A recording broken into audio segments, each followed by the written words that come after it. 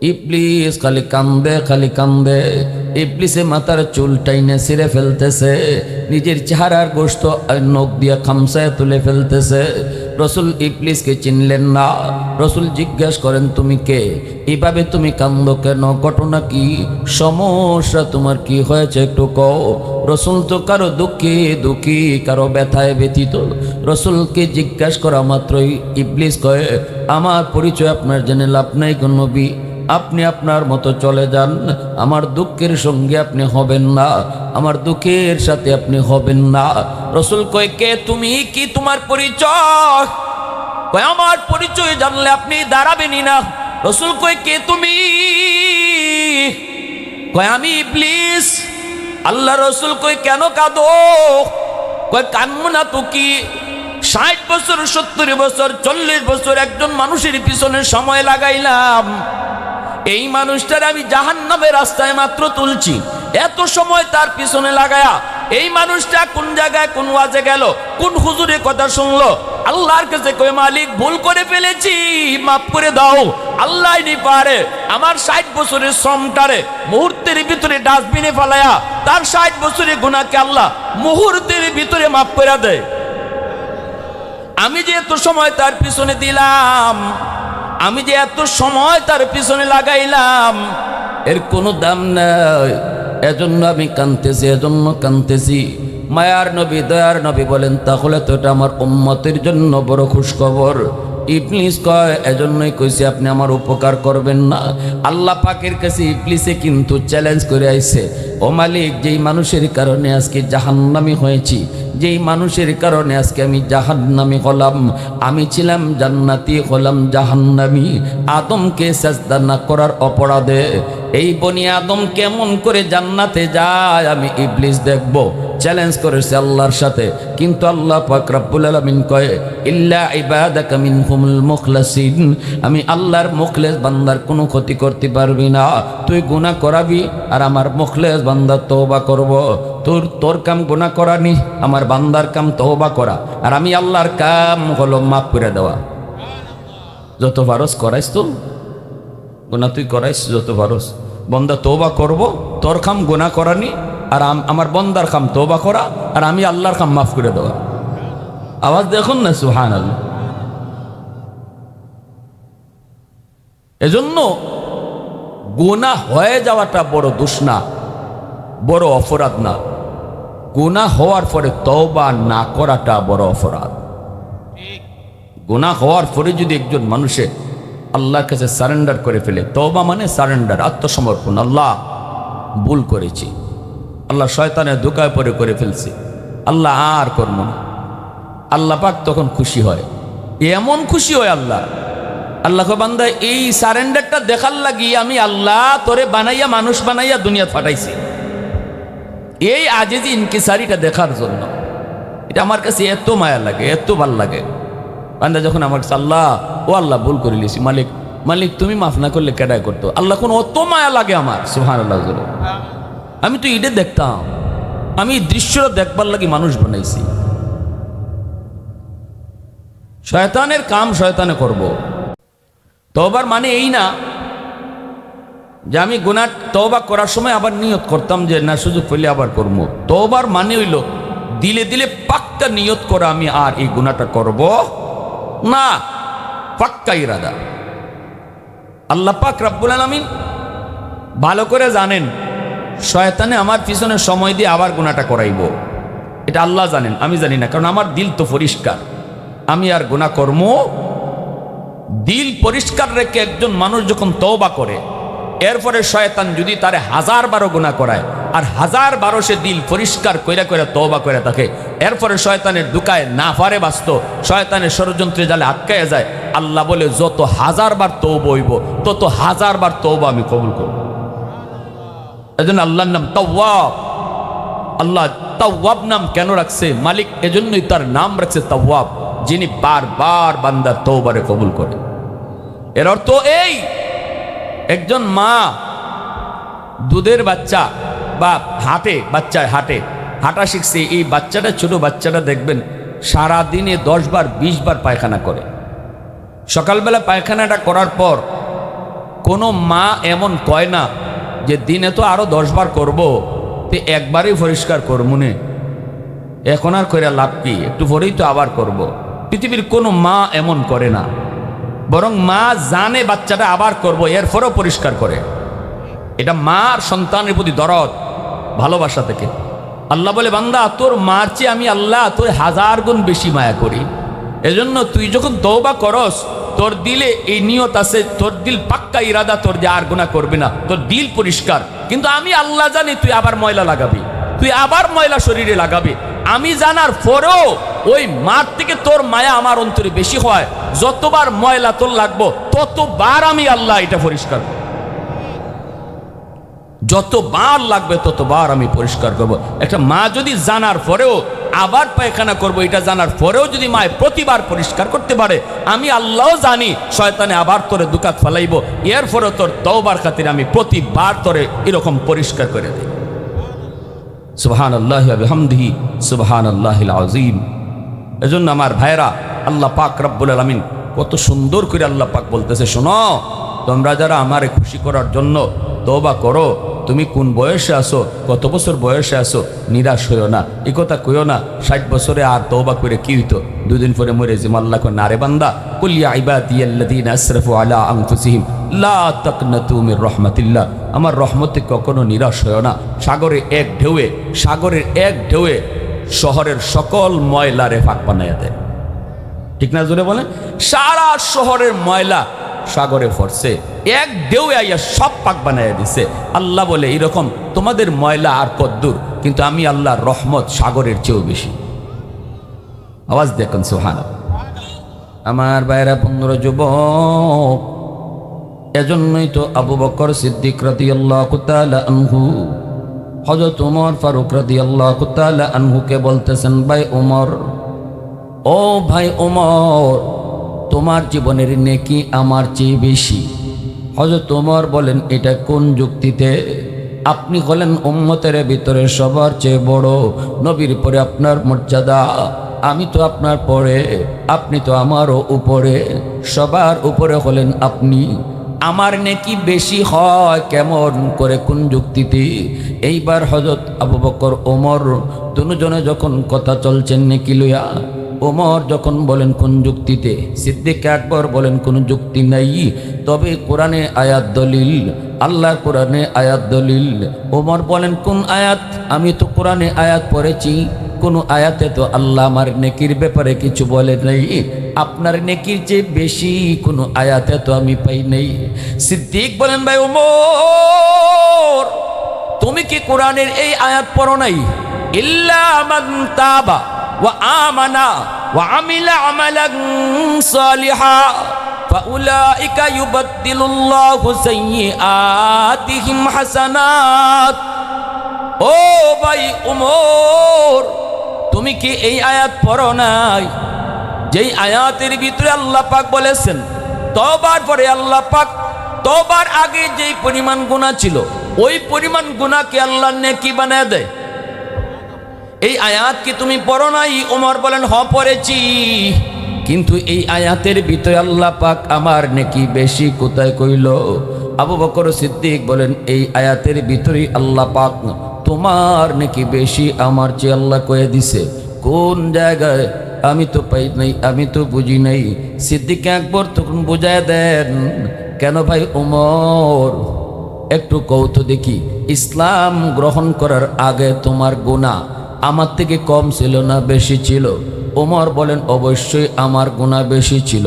কয়, তাহলে আল্লাহর কথায় ইসলাম গ্রহণ করার পর যখন তুমি তওবা করে ইসলাম গ্রহণ করেছো, তাহলে তো আল্লাহ পাক তোমার আগের গুনারে যদি আল্লাহ নেকি বানায়া দেয়, গুনাহ যেমন আগে তোমার আমার চেয়ে বেশি ছিল, এখন তো নেকিও তোমার বেশি হয়ে গেছে। ফারুক তেরা নাম সে ইসলাম রহেগা, फारूक तेरा नाम से इस्लाम रहेगा, दुनिया की अदालत में तेरा नाम रहेगा, दुनिया की अदालत में तेरा नाम रहेगा, सिद्दीक तेरा नाम से इस्लाम रहेगा, दुनिया की सदाकत में तेरा नाम रहेगा, दुनिया की सदाकत में तेरा नाम रहेगा। এত সুন্দর কথাটা বলা মাত্রই হযরত ওমর চুপ হয়ে গেলেন। আল্লাহু আকবার জোরে কোন, নীরব নিস্তব্ধ হয়ে গেলেন। আমাদের একটাই যুক্তি, আমাদের এই জায়গায় রুল, এটা আমাদের জন্য আদর্শ। আমার পণ্ডিতি ততক্ষণ যতক্ষণ আল্লাহ রসুলের কথা পাবো না, আমার যুক্তি ততক্ষণ যতক্ষণ আল্লাহ এবং তার রসুলের কথা আমি পাই না। যখনই আমার কথার সামনে আল্লাহর কথা চলে আসবে, আমার কথা বাতিল, আল্লাহর কথাই ঠিক। আমার পণ্ডিতির সামনে যখন রসুলের হাদিস চলে আসবে, আমার পণ্ডিতি বাতিল, রসুলের হাদিস ঠিক। ঠিক কিনা জোরে বলেন। আমার মতামত নয়, নবীর মতামত, এর নাম হলো উম্মত, এর নাম হলো উম্মত। আল্লাহ পাক রব্বুল আলামিন কয়, জানোনি জমিনের ভিতরে তোমরা যত গুনাহ করো, যত অন্যায় করো, এত অন্যায়ের কারণে জমিন তোমাদের লোড নিতে চায় না, নাফরমানির লোড আর জমিন নিতে চায় না গো। প্রতিদিন আমি আমার কাছে জমিনে আবদার করে, আলা কুল্লা ইয়াউমিন ওয়াল আরদা ইয়াস্তাজিলু রাব্বাহু ওয়াল বাহরা ইয়াস্তাজিলু রাব্বাহু আবতালু ইবনা আদম ফি কারি। জমিনে ডাক দেয়া কয়, মালিক নাফরমানের নাফরমানি আমি আর কতকাল দেখব, বেনামাজির পায়ের বোঝা আর কতকাল আমি নিব, সুদকুরের বাড়ির বোঝা আমি জমিন আর কতকাল সহ্য করব। ও মালিক, হারাম করের সম্পদের বোঝা আমি জমিন আর কত নিব। আসবিরু ইলা মাতা আসবিরু, ধৈর্য ধরব তো আর কতকাল ধৈর্য ধরব। আপনারা বলেন জমিন কার কথায় চলে? আওয়াজ দেয়া কও না, কার কথায় চলে? ইশারা যদি পায় সাথে সাথে ভূমিকম্প দিয়া, কাঁপুনি দিয়া সব মাটির নিচে নেওয়ার ক্ষমতা জমিনের আসেনি না নাই? আল্লাহর ইশারা যদি পায় 5 আর 6 নারে যুবক, 100% জাকনি দিয়ে জমিন পুরা দুনিয়াটারে জমিন তার গিলে ফেলতে পারে। এই জমিনে কই, মালিক আর কত দেখবো, আর কত গুনাহ দেখবো, গুনাহ সইব, গুনার বোঝা নিব। আল্লাহ অনুমতি দাও, গিলে ফেলি, গিলে ফেলি, নাফরমানগুলিকে গিলে ফেলি। বেনামাজি যেখানে দাঁড়ায় আছে ওখানেই ওরে গিলে ফেলি, সুদকুর যেখানে দাঁড়ায় আছে ওখানেই ওরে গিলে ফেলি, 5 তলা বাড়ি যেখানে আছে ওখানেই মাটির নিচে কারণের মতো দাবায় দেই। আল্লাহ তুমি অনুমতি দিবানি। আল্লাহ পাক কয়, শুধু জমিন নয়, সাগর মহাসাগরে একই আবদার করে। কক্সবাজার সমুদ্র সৈকতের পারে যায় কত যুবক, কত যুবতী, কত অন্যায় কাজে লিপ্ত হয়, কত গুনার কাজে লিপ্ত হয়। সাগরের পানিটা চায়া চায়া দেখে, আল্লাহর কাছে আবদার করে, মালিক আর কত গুনাহ দেখবো, আর কত গুনাহ দেখবো, বেহায়াপনা আর কত দেখবো, অশ্লীলতা আমি পানি আর কত দেখবো। ও মালিক অনুমতি দাও। আপনারা বলেন পানি কার আদেশে চলে? বাতাস কার আদেশে চলে? পানিটায় কয়, মালিক অনুমতি দিবানি। নাফরমানগুলিকে আমি পানি যায় ডুবাইয়া দেই। যেই জমিনটারে ওরা গুনাহ কইরা নাপাক বানাইছে, ওই নাপাক জমিনটারে আমি পানি যায় পাক বানায়া দেই। আল্লাহ পাক কই, এইভাবে জমিন, সাগর মহাসাগর আমি আল্লাহর কাছে আবদার করে, একদিন 2 দিন নয়, প্রতিদিন আমার কাছে এই দরখাস্ত করে। কিন্তু আল্লাহ পাক রব্বুল আলামিন জমিনরে ধমক দেয়, সাগর মহাসাগরকে আল্লাহ ধমক দেয়। আল্লাহ করে, জমিন ভালো করে শুন, এই মানুষ আমি আল্লাহ বানাইছি, অতএব মানুষ যদি গুনাহ করে আমি আল্লাহর করে তোর কি? মানুষকে ধ্বংস করলে তুই জমিনের কষ্ট লাগবে না রে? কষ্ট লাগবে তো আমি আল্লাহর, কারণ এই মানুষকে আমি আল্লাহ বড় আদর করে নিজের হাতে বানাইছি। কষ্ট তো হয় আমি মালিকের, কষ্ট তো হয় আমি খালিকের, কষ্ট তো হয় আমি মালিকের। তুই পানির কোনো কষ্ট হবে না, তুই জমিনের কোনো কষ্ট লাগবে না, কারণ তোরা মানুষ বানাস নাই, মানুষ বানাইছে আমি। ধ্বংস দেখলে মায়া লাগে আমার। আল্লাহ পাক কইরে, জমিন ভালো করে শুন, আমি আল্লাহ দেখতেছি এই জমিনের ভিতরে কত গুনাহ হয়, কত অত্যাচার হয়, কত জুলুম হয়, কত নাফরমানি হয়। নাফরমানি করলো তো বান্দা আমার, এরেও তো আমি বানাইছি নিজের হাতে, সুদকুররে তো আমি বানাইছি, বেনামাজির তো আমি আল্লাহ বানাইছি। অতএব আমি আল্লাহ অপেক্ষায় আছি কখন আমার বান্দা জানি তওবা করে। সকালে তওবা করলে সকালেই তারে মাফ করব, বিকাল পর্যন্ত আমি অপেক্ষা করি না। আল্লাহু আকবার জোরে। বিকালে তওবা করলে আমি সকালের অপেক্ষা করি না, দিনে তওবা করলে রাতের অপেক্ষা করি না। যখন যে টাইমে সে তওবা করে ওই টাইমে আমি তারে মাফ করে দেই। আমি তার তওবার অপেক্ষায়। কখন আমার বান্দা তওবা করব? 60 বছরের বয়সেও যদি তওবা করার সুযোগ পাওয়া যায়, 60 বছরের গুনাহকে মাফ করার জন্য 60 বছর লাগামো না, 60 মাস লাগামো না, 60 ঘন্টা লাগামো না, 60 মিনিটও লাগামো না, 60 সেকেন্ডে আমি তারে মাফ করে দিব। এজন্য আল্লাহ পাক রব্বুল আলামিন কয়, শুন শুন আমার বান্দার তওবার অপেক্ষায় আমি আল্লাহ। যখন আবু বকর সিদ্দিক বলেন, ভাই ওমর, ওমর, আল্লাহর আয়াত কয় যদি আল্লাহর নেকি গুনারে নেকি বানায় দেয় তাহলে তোমার নেকি আমার চেয়ে বেশি, তোমার নেকি আমার চেয়ে বেশি। আল্লাহ গুনারে নেকি কেন বানায়? আমল নামার ভিতরে যে গুনাহ ছিল ওই গুনার জায়গা যদি আল্লাহ পাক গুনাহ মোচন করার পর খালি রাখে, হাসরের মাঠে একজন আরেকজনের আমল নামা যখন দেখবে, একজনে তারে এরকম খোঁটা দিতে পারে, শরম দিতে পারে, তোমার এই জায়গা খালি কেন, এখানে গ্যাপ কেন, মনে হয় এখানে কোনো গুনাহ ছিল, আল্লাহ তোমারে দয়া করে মাফ করে দিয়েছে। আল্লাহ পাক তওবাকারীরে এতটুকু শরম যেন কেউ দিত না পারে। এজন্য আল্লাহ ওই গুনার খালি জায়গাটাকে খালি রাখেন না, আল্লাহ নিজের পক্ষ থেকে নেকি দ্বারা ভরপুর করে দেন। হাসরের মাটির জন্যই তওবাকারী নিজের আমলনামা দেখে চিনবে না। আল্লাহু আকবার জোরে বল। কইব মালিক তোমার ফেরেশতারা ভুল করেছে, অন্য কারো আমলনামা আমাকে দিয়া দিছে। আল্লাহ বলবেন কেন, এমন কেন মনে হয়? কয় মালিক এত নেকি তো আমি করি নাই, আল্লাহ এত নেকি আমি করি নাই, কোত্থেকে আসলো? মনে হয় অন্য কারোটা আমাকে দিয়া দিছে। আল্লাহ পাক তখন বলবেন না বান্দা, আমার ফেরেশতারা কখনো ভুল করে না, ফেরেশতারা যা করে ঠিক করে, তোমারটাই তোমাকে দিয়েছে। ও মালিক তাহলে এত নেকি আসলো কোত্থেকে? এই নেকি তো আমি করি নেই। আল্লাহ বলবেন বান্দা তোর তওবাটা আমি আল্লাহর কাছে এত পছন্দ হয়েছে রে, তোর তওবারে কবুল করার পর আমি আল্লাহ যে গুনাহগুলাকে মুছে দিলাম, সেই গুনার খালি জায়গাটা আমি খালি রাখি নাই, বরং আমার পক্ষ থেকে নেকি দ্বারা ভরে দিছি। আর একটু আওয়াজ দে সুবহান। আবু বকর সিদ্দিক বলেন, ভাই ওমর তোমার নাকি বেশি। হযরত ওমর চুপ হয়ে গেলেন। আল্লাহর কোরআনে আয়াত দিয়ে দলিল দিলাইছেন, এখন আর কি কইবেন? ও হযরত ওমর বলেন, ভাই আবু বকর, দেখেন কত সুন্দর দুইজনের কথা। হযরত ওমর বলেন, ভাই আবু বকর, আমার জীবনের নেকি যদি বেশি হয় তাহলে তর্কে আর যাবো না, কারণ কোরআনে আয়াত দিয়ে দলিল দিছ। এখানে আমার কোনো যুক্তি নেই, কোনো কথা নাই, কোনো দলিল নেই, আমার কথা চুপ। আমি নীরব নিস্তব্ধ হয়ে গেলাম। তবে আসেন যদি নেকি আমার বেশি হয় দুজনের নেকি বদলা বদলি করি। দুজনের নেকি আসেন দুজন। আসসালামু আলাইকুম। আমি আইয়ে জিগাইছি হুজুর। আবু বকর সিদ্দিক বলেন, উমর তোমার নাকি বেশি। হযরত উমর বলেন, ভাই আবু বকর তর্কে গেলাম না, আমিও কইমু না আমার নাকি কম আপনার নাকি বেশি।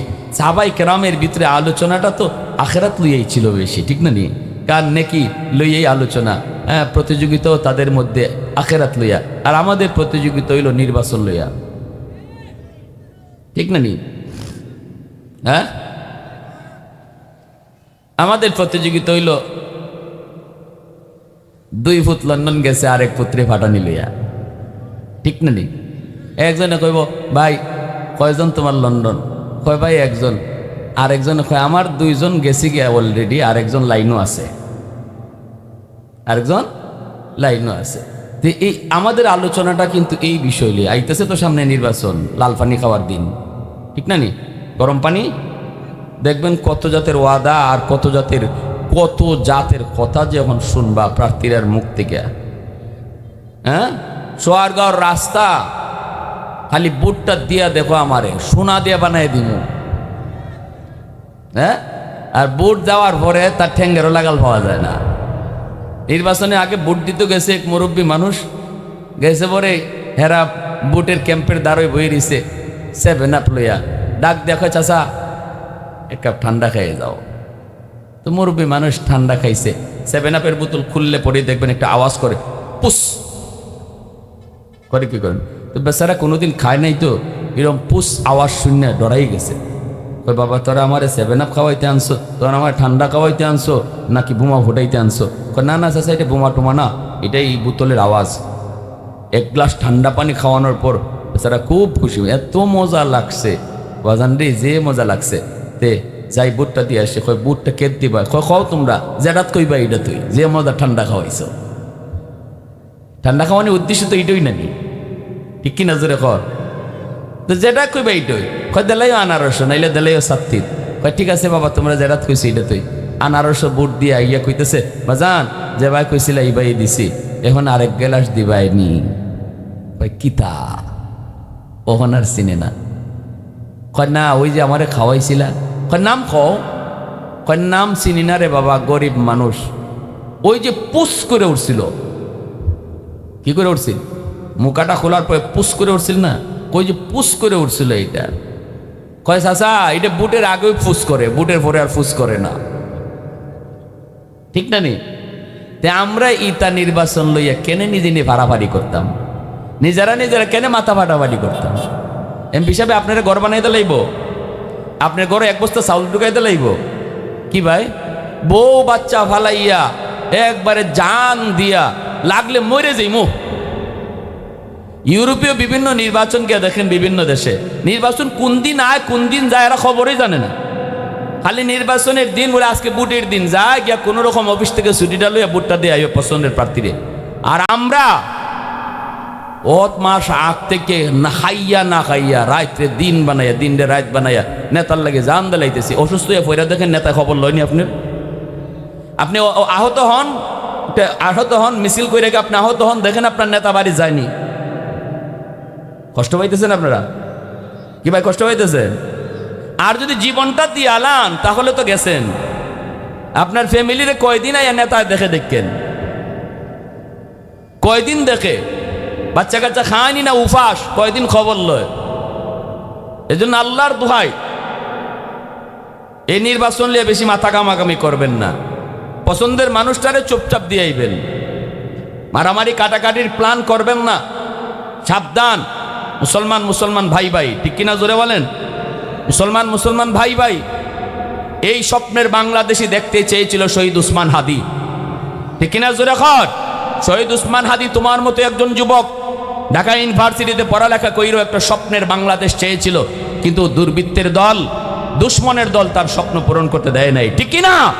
সেই স্বপ্ন পূরণ করার দাবি আজকে তোমার কাছে, সেই স্বপ্ন পূরণ করার আশা জাতি তোমার কাছে করে যুবক। এজন্য শহীদ উসমান হাদির পথ ধরো, খুনি ফয়সলের পথে যেও না।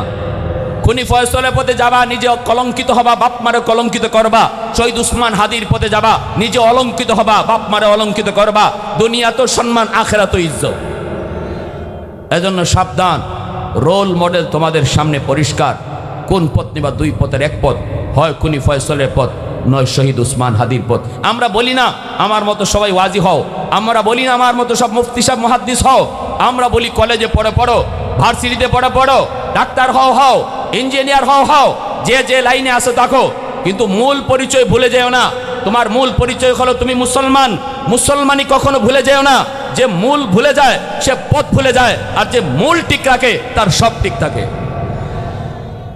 কলেজে পড়ো, নামাজ পড়ো, ভার্সিটিতে পড়ো, নামাজ পড়ো, আল্লাহকে ভয় করে চলো, পর্দা করে চলো।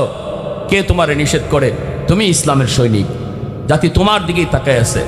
এই দেশ তোমাকে নিয়ে স্বপ্ন দেখে, যদি তুমি এইভাবে চলতে পারো। হযরত ওমর ফারুক রাদিয়াল্লাহু তাআলা আনহু বলতেছেন, ভাই আবু বকর, যদি এমনই হয় আমার জীবনে নেকি বেশি আর আপনার কম, তাহলে তর্ক করে লাভ নাই। আসেন দুজনের জীবনে নেকি বদলা বদলি করি। আমি উমর আমার জীবনের বেশি নেকি আপনারা দিয়ালাই, আর আপনার জীবনে কম নেকিটা আমার দিয়ালাম। দেখছেন কত সুন্দর কথা। আমার ভাইয়েরা, বন্ধুরা, যুবক, এই কথা শোনা মাত্রই আবু বকর সিদ্দিক রাদিয়াল্লাহু তাআলা আনহু তিনি চুপ হয়ে গেলেন। এইবার হযরত ওমর বলতেছেন, ভাই আবু বকর, গোটা জিন্দেগির নেকি আমাকে দেওয়া লাগবে না, আমাকে তুমি তোমার জীবনের এক রাইতের নেকি দিবানি। এক রাইতের নেকি যদি আমাকে দাও, আমি ওমর আমার গোটা জিন্দেগির নেকি তোমাকে দিয়া দিব। এক রাইতের নেকি, এক রাইতের নেকি। এইবার আবু বকর সিদ্দিক বলেন, ভাই ওমর কোন রাইতের নেকি চাও? এইবার ওমর বলে, আমি ওই রাতের নেকি চাই গো যেই রাত্রে আমার মায়ার নবীর সাথে তুমি হিজরত করেছিলা, যেই রাতে আমার মায়ার নবীর সাথে মক্কা থেকে মদিনায় হিজরত করেছো, ওই একটা রাইতের নেকি যদি আমি ওমরকে দাও, আমি ওমর আমার গোটা জিন্দেগির নেকি তোমার চোখ মুজ্জা দিয়া দিব। ভাইরা বন্ধুরা, এবার আবু বকর সিদ্দিক রাদিয়াল্লাহু তাআলা আনহু নীরব হয়ে গেলেন, নিস্তব্ধ হয়ে গেলেন, কোনো কথা বলতে পারেন না। এতটুকুই শুধু বললেন, ভাই ওমর ওই রাতে আমার কি পরিমাণ নেকি হয়েছে আমি নিজেও জানি না, ওই হিজরতের রাতে আমার কি পরিমাণ নেকি হয়েছে আমি জানি না। চলো আমরা দুজন নবীর কাছে যাই, আল্লাহর নবীর কাছে গিয়ে আগে জানি হিজরতের রাতে আমি আবু বকরের কি পরিমাণ নেকি হয়েছে গো, একটু জানি, এরপরে সিদ্ধান্ত নেই। দুজন চলে আসলেন নবীজির কাছে, আল্লাহর নবীর কাছে দুজন হাজির। রসুল জিজ্ঞাসা করেন, ব্যাপার কি? দুনু শ্বশুর একসাথে আমার দরবারে, কারণ কি? দুজন হলেন নবীজির শ্বশুর, আবু বকর সিদ্দিক নবীর শ্বশুর, হযরত ওমর ফারুক ইনিও নবীজির শ্বশুর। যদিও রসুলের বন্ধু কিন্তু নবীর শ্বশুর। পরের দুইজন খলিফা উসমান আর আলী, এই দুজন হলেন নবীজির দামান, নবীজির মাতোয়া। এগুলো তো ইসলামের বেসিক নলেজ, বেসিক প্রাথমিক জ্ঞান। মুসলিম হিসাবে আই এম অ্যাজ এ মুসলিম যদি বলো, তাহলে তোমাকে এতটুকু জ্ঞান জানা থাকা দরকার, মৌলিক জ্ঞান। আবু বকর সিদ্দিক রাদিয়াল্লাহু তাআলা আনহু, হযরত ওমর ফারুক রাদিয়াল্লাহু তাআলা আনহু দুজন নবীজির দরবারে হাজির। আল্লাহ নবী বলেন, কি ব্যাপার? সিদ্দিক আকবর বলেন, ইয়া রাসূলুল্লাহ, আমরা বড় সমস্যায় পড়ে আপনার কাছে এসেছি গো নবী। দুজন আমরা জীবনের নেকি বদলা বদলি করতে চাই। ওমর তার জীবনের নেকি আমাকে দিতে চায়, আমার গোটা জিন্দেগির নেকি ওমরে চায় না, তবে এক রাতের নেকি চায় গো নবী। অথচ ওই রাতে আমার কি পরিমাণ নেকি হয়েছে আমি আবু বকর নিজেও জানি না, আপনার কাছে জানতে এসেছি। ওই রাতের নেকিটা ওমর নিতে চায়, আমাকে তার গোটা জিন্দেগির নেকি দিতে চায়। রসুল এবার জিজ্ঞেস করেন, আবু বকর কোন রাতের নেকির কথা ওমর বলে? তখনই সিদ্দিক বলেন, নবী গো, সেই রাতটা হলো যেই রাতে আমি আপনার সাথে মক্কা থেকে মদিনায় হিজরত করেছিলাম। আওয়াজ দে সুবহানাল্লাহ। সিদ্দিক আকবর ইবনে কুহাফা, রাসূলের বিকল ছায়া ছবি, দিনের তোরে কে আর এমন, দিনের তোরে কে আর এমন, উজাড় করে দিল যা কিছু সবই, উজাড় করে দিল যা কিছু সবই। সিদ্দিক আকবর ইবনে কুহাফা, রাসূলের বিকল ছায়া ছবি, দিনের তোরে কে আর এমন, দিনের তোরে কে আর এমন, উজাড় করে দিল যা কিছু সবই, উজাড় করে দিল যা কিছু সবই। মুসলমানের আওয়াজ কোন আল্লাহু আকবার, আরো জোরে কও আল্লাহু আকবার। আল্লাহ নবী বলেও, আবু বকর কোন রাতের কথা কয়? নবী গো, এই রাত, যেই রাতের জন্য আমি 40টা রাত ঘুমাই নাই। আপনি আমার ইশারা দিয়েছিলেন, আবু বকর কোন এক রাতে তোমাকে নিয়ে হিজরত করব। সেদিন থেকে আমি আবু বকর বিছানায় পিঠ লাগাই না। আমার নবী কখন কোন টাইমে জানি আমারে ডাক দেয়, দরজা খুলতে যদি দেরি হয়, এজন্য দরজার পাশে দাঁড়ায়া দাঁড়ায়া সারা রাত আমি আপনার অপেক্ষা করতাম গো নবী। ওই রাতের নেকিটা ওমরে চায়। কোন রাতের নেকি চায়? যেই রাতে আমি আপনাকে নিয়ে গারে সুর পাহাড়ের নিচে যে অবস্থান করেছি, ওই গারে সুর এত উঁচা পাহাড়, পাহাড়ের উপরে হলো সেই গুহা, সেখানে পৌঁছতে হলে পাহাড় বায়া বায়া উঠতে হয়। আমি আপনারে নিজের কাঁধে নিলাম, আপনাকে পাহাড় বাইতে দেই নাই, আমি আমার কাঁধে আপনারে লইয়া পাহাড় বায়া বায়া সেই গুহায় যায় পড়ছি। নবীজি সেই রাতের নেকি উমরে চায়। আল্লাহু আকবার, জোরে কও। যেই রাতে গুহার মুখে আমি আপনারা দাঁড় করে রাখলাম, নিজে যে গুহার ভিতরে ঢুকলাম, হিংস্র জীব জানোয়ার যদি আমারে ক্ষতি করে করুক, তবু আমার নবীর জন্য ক্ষতি না হয়। সবগুলি গর্তের মুখ পাগড়ি ছিঁড়ে ছিঁড়ে বন্ধ করেছি, একটা গর্তের মুখ বন্ধ করা সম্ভব হয় নাই, কাপড় ছিল না, পা দিয়ে আটকায় রাখছি। এরপরে আপনারে আমি আমার কুলে ঘুম পাড়াইছি। নবী গো, আপনি আমার কুলে ঘুমায় রইছেন, এই মুহূর্তে আমার পায়ে দিছে সাপে কামড়, বিষাক্ত সাপের কামড়, যন্ত্রণা আমি সহ্য করেছি, দাঁতে দাঁতে কিরিমিরিকায় হজম করেছি। বিষাক্ত সাপের বিষের যন্ত্রণা, সাপের কামড় যে খায় সেই শুধু জানে, আর কেউ জানে না। নবীজি, দাঁতে দাঁতে কিরিমিরিকায় হজম করেছি, কান্না করি নাই, আওয়াজ করি নাই, বডি নাড়াচাড়া করি নাই, কারণ আপনি আমার কোলে ঘুমাইতেছেন। আমার বডি নাড়াইলে যদি আপনার ঘুম ভেঙে যায়, এজন্য আমি হজম করেছি। আমার এক ফোঁটা চোখের পানি আপনার গাল মুবারকে পড়ে গেল, আপনার ঘুম ভেঙে গেল। আপনি আমার দিকে তাকায় বলতেছিলেন, আবু বকর